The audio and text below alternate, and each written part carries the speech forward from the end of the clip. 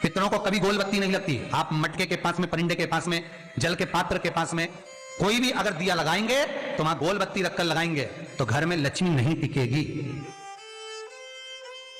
कई लोग कहते हैं कि परिंदे के पास, मटके के पास में, पानी के स्रोत के पास में जहां जल भरते हैं, हंडा रखते हैं, टंकी रखते हैं, वहां पर मटके के पास बत्ती लगाओ, दिया लगाओ, पितर शांत रहेंगे। तो पितरों को शांत करो, मना नहीं है, पर दिया लगाने का नियम है कि पितरों को अगर आप दिया लगा रही हो मटके के पास, परिंदे के पास, या अमावस्या के दिन पितरों के लिए अगर दीप लगा रही हो तो गोल बत्ती अगर लगाओगी तो कार्य कभी सफल नहीं होगा।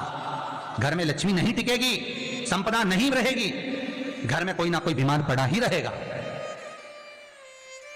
धन आएगा जाएगा, टिकेगा नहीं। इसलिए पितरों के लिए अगर दिया लगाना है, पूर्वजों के लिए दिया लगाना है, पितरों के लिए अगर दीप लगाना है तो लंबी बत्ती लगाइए, लंबी बत्ती। महाराज लंबी बत्ती का प्रमाण हमारे यहां शास्त्र का, गोल बत्ती का प्रमाण। और सुंदर चरित्र कहा, यदि आपके जीवन में बहुत ज्यादा लक्ष्मी से तकलीफ है, कष्ट बहुत ज्यादा है, या संबंध खराब हो रहे हैं, बहू और बेटों के संबंध खराब हो रहे हैं, अदालत में बात चली गई कि लड़की और लड़के का तलाक होने वाला है, बहू अपने घर जाकर बैठ गई, आने को तैयार नहीं है, जमाई अपने घर रह गया, लड़की को लाने को तैयार नहीं है,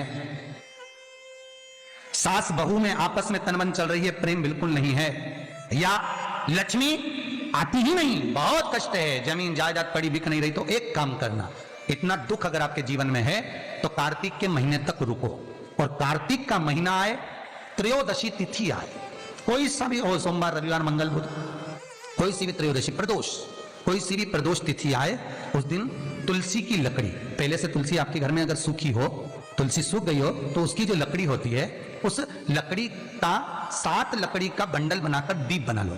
लकड़ी का दीप मतलब लकड़ी पतली पतली डालियों को लेकर कच्चे सूत से उसको बांध दो और बांधकर घी में डुबक दो।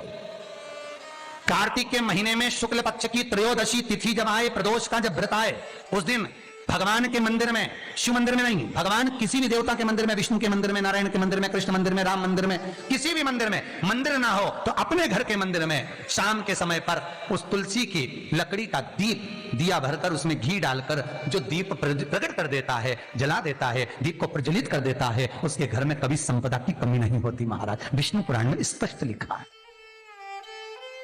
इसलिए शायद कहा जाता है कि भगवान को सर्वश्रेष्ठ कौन सा चंदन अच्छा लगता है। आपको पहले भी कथा में कहा, आगरा की कथा अगर किसी ने सुनी होगी तो उसमें वर्णन किया, भगवान को सर्वश्रेष्ठ चंदन कौन सा, भगवान को सर्वश्रेष्ठ चंदन कौन सा प्रिय है, वो कौन सा चंदन है जो भगवान विष्णु को लगाएं, राम को लगाएं, कृष्ण को लगाएं, वो कौन सा चंदन है जो श्री हरि को लगाया जाए। तो जीते जी भगवान विष्णु एक बार गले लगाते हैं, उसको कहते हैं हरि चंदन। कौन सा चंदन है? हरि चंदन। हरि चंदन बाजार में नहीं मिलेगा, हरि चंदन आपको बनाना पड़ेगा।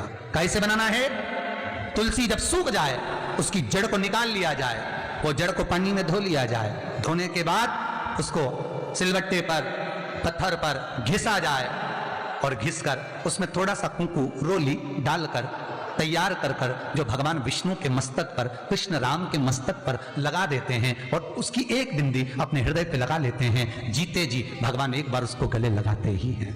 हरि चंदन प्रियता।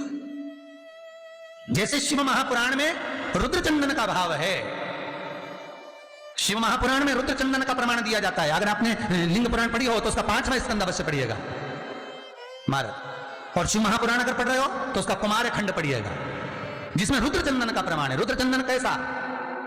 रुद्र चंदन का प्रमाण कैसा? तो महाराज कहा, चंदन घिसकर, पीला चंदन घिसकर उस चंदन को 3 मुखी रुद्राक्ष पर लपेट लिया जाता।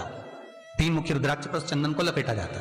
लपेटोगे उसके बाद उसको ऐसा गोल करोगे तो एकदम चिकना हो जाएगा, एकदम चिकना, ठीक है, एकदम चिकना हो जाएगा। और उस चंदन को आप शिवरात्रि के दिन, और कोई से भी महीने की शिवरात्रि, किसी भी महीने की हो, सब फलदायी होती है।